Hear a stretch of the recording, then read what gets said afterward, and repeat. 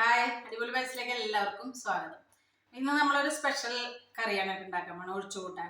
അത് നമ്മുടെ തൃശ്ശൂർക്കാരുടെ ഒരു ഇതല്ല. നമ്മൾ മോരുകറിയൊക്കെ ഉണ്ടാക്കും, പക്ഷെ ഇത് കൊല്ലം ഓണാട്ടുകര എന്ന് പറഞ്ഞ സ്ഥലത്തെ സ്പെഷ്യൽ ഒരു വിഭവമാണ്. ദിലീപ് ഒരു സിനിമയിൽ പറയുന്നുണ്ട്, ഓണാട്ടുകരക്കാരുടെ അസ്ത്രം, ചേമ്പിന്റെ അസ്ത്രമാണ് ഉണ്ടാക്കണത്. ഇതിപ്പോ കിഴങ്ങ് നമുക്ക് കാച്ചിൽ വെച്ച് ചെയ്യാം, ചേന വെച്ച് ചെയ്യാം, അങ്ങനെ കിഴങ്ങുകൾ വെച്ചിട്ട് ചെയ്യാൻ പറ്റുന്ന ഏത് കിഴങ്ങ് വേണമെങ്കിൽ ഇടാം. നമ്മളിപ്പോൾ ഇവിടെ ചേമ്പ് വെച്ചിട്ടാണ് ചെയ്യുന്നത്. നമ്മൾ ഇന്നലെ ചേമ്പൊക്കെ പറിച്ചിരുന്നു. അപ്പോൾ ചേമ്പ് വെച്ചിട്ട് അസ്ത്രം ഉണ്ടാക്കാമെന്ന് വിചാരിച്ചു. നമുക്ക് അതിൻ്റെ കാര്യങ്ങൾ നോക്കാം, എന്തൊക്കെ ഇൻഗ്രീഡിയൻസ് എന്ന്.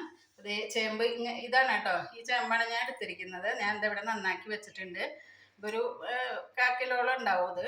അപ്പോൾ അത് കട്ട് ചെയ്ത് വെള്ളത്തിലിട്ട് വെച്ചിട്ടുണ്ട്.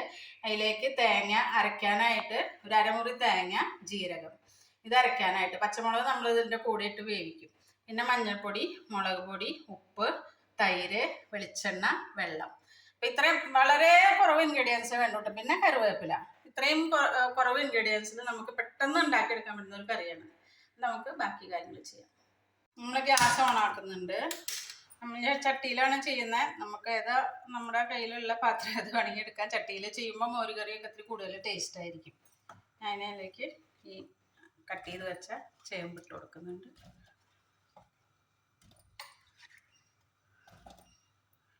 ഇനി ഇതിലേക്ക് ആവശ്യമുള്ള വെള്ളം, വേവാൻ ആവശ്യമുള്ള വെള്ളം, നമ്മളിപ്പോൾ ചട്ടിയിൽ വയ്ക്കുമ്പോൾ ഒന്ന് വെന്ത് കിട്ടാൻ ആവശ്യമുള്ള വെള്ളം നമുക്ക് ചേർത്ത് കൊടുക്കാം. ഇനി അതിലേക്ക് ഇതേ 1.5 ടീസ്പൂൺ മുളക് പൊടി കേട്ടോ ചേർക്കണേ. പിന്നെ നമ്മൾ പച്ചമുളക് കീറി ഇടുന്നുണ്ട്. അപ്പോൾ എരിവ് ആവശ്യാനുസരണം കൂട്ടി കുറയ്ക്കുക എങ്ങനെ വേണമെങ്കിൽ ചെയ്യാം കേട്ടോ. അപ്പോൾ ഓരോരുത്തരുടെ ടേസ്റ്റ് അനുസരിച്ച് നമുക്ക് ചെയ്യാം. ഒരു 3/4 ടീസ്പൂൺ മഞ്ഞൾപ്പൊടി. നമുക്ക് ഈ പച്ചമുളകും കൂടി ഇട്ട് കൊടുക്കാം. ഒന്ന് തിളച്ച് കഴിഞ്ഞിട്ട് ഞാൻ ഉപ്പിടുള്ളൂ കേട്ടോ.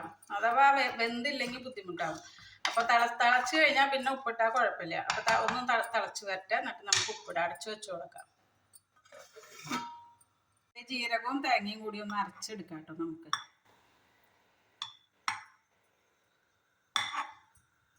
ഇതൊന്ന് അരച്ചെടുക്കാം. വെള്ളം കൂടി ഒഴിച്ച് കൊടുക്കാം.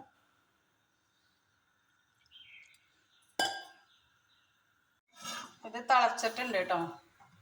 നമുക്ക് ഉപ്പിട്ട് കൊടുക്കാം. ഇനി ഉപ്പിട്ട് കഴിഞ്ഞാൽ പെട്ടെന്ന് വെന്തോളും. വെന്തിട്ടില്ലേ? അപ്പോൾ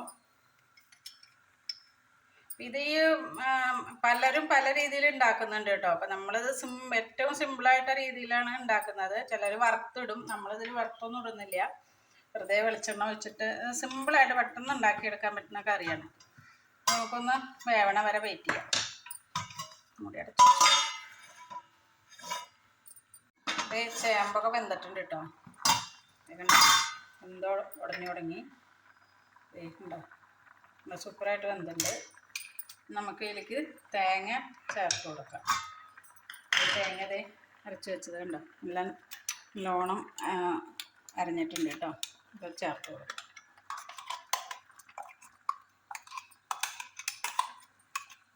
തൈര് നമ്മൾ ലാസ്റ്റിലാണ് കേട്ടോ ചേർക്കണത്. തൈര് ചേർത്തിട്ട് പിന്നെ തിളപ്പിക്കരുത്. സാധാരണ നമ്മളൊക്കെ മോര് കൂട്ടാൻ തൈര് ചേർത്ത് തിളപ്പിക്കും. ഇതിൽ പക്ഷേ തൈര് ചേർത്തിട്ട് തിളപ്പിക്കുന്നില്ല. ഒന്ന് സിമ്മിൽ വെച്ചിട്ട് നമുക്കിനി തൈര് ചേർത്ത് കൊടുക്കാം. നന്നായി ഇളക്കി കൊടുക്കാം. അപ്പോൾ ഇത് തേങ്ങ ചേർത്തിട്ടൊന്ന് തളയൊക്കെ വന്നിട്ടുണ്ട് കേട്ടോ. നമുക്ക് ഈ തൈര് ചേർത്ത് കൊടുക്കാം. ആവശ്യത്തിന് ചേർക്കാതെ, ഞാൻ എടുത്ത് വെച്ചത് മുഴുവൻ ചിലപ്പോൾ വേണ്ടി വരില്ല. ചേർത്തിട്ട് നമുക്ക് നോക്കാം. ലേശം കൂടി ചേർത്ത് കൊടുക്കാം. ഇതൊന്ന് പത വരുമ്പോൾ നമുക്ക് ഓഫാക്കാം കേട്ടോ. അപ്പോൾ ഇതൊന്ന് പതഞ്ഞ് വന്നിട്ടുണ്ട് കേട്ടോ. നമുക്കിനി തീ ഓഫാക്കാം. ഇനി ഇതിലേക്ക് വെളിച്ചെണ്ണ ഒഴിച്ചു കൊടുക്കാം. വറുത്ത് ഇടണവരുണ്ട് കേട്ടോ. അസ്ത്രത്തിൽ ചിലർ വറുത്തിടും. നമ്മളിവിടെ ഇത്തിരി വെളിച്ചെണ്ണ മാത്രം, വെളിച്ചെണ്ണയും കറിവേപ്പിലയും. അപ്പോൾ പലതരത്തിലാണ് ആൾക്കാരുണ്ടാകുക. ചിലർ ഉള്ളി അരയ്ക്കും തേങ്ങയുടെ കൂടെ. ഇത് വളരെ സിമ്പിളായിട്ടുള്ളൊരു രീതിയാണ്. ഇതിൽ ഇനി വറുത്തിടൊന്നും വേണ്ട. ഇതാണ് ഇതിൻ്റെ. ഇത് കഞ്ഞിയുടെ കൂടെയും ചോറിൻ്റെ കൂടെയും ഒക്കെ നല്ല ടേസ്റ്റാണ് കഴിക്കാൻ. ഇത് നമ്മുടെ കറി ഇവിടെ റെഡി ആയിട്ടുണ്ട്. ഇതുപോലെ സിമ്പിളായിട്ടുള്ള കറി പെട്ടെന്ന് ഉണ്ടാക്കിയെടുക്കാം. എല്ലാവരും ഒന്ന് ട്രൈ ചെയ്ത് നോക്കൂ. കഞ്ഞിയുടെ കൂടെയും ചോറിൻ്റെ കൂടെയും ഒക്കെ കഴിക്കാൻ പറ്റുന്ന ഒരു കറിയാണ്. നല്ല ടേസ്റ്റാണ്. എല്ലാവരും ട്രൈ ചെയ്ത് നോക്കുക. വീണ്ടും ഒരു വീഡിയോയുമായി വരുന്നതായിരിക്കും. Okay, by.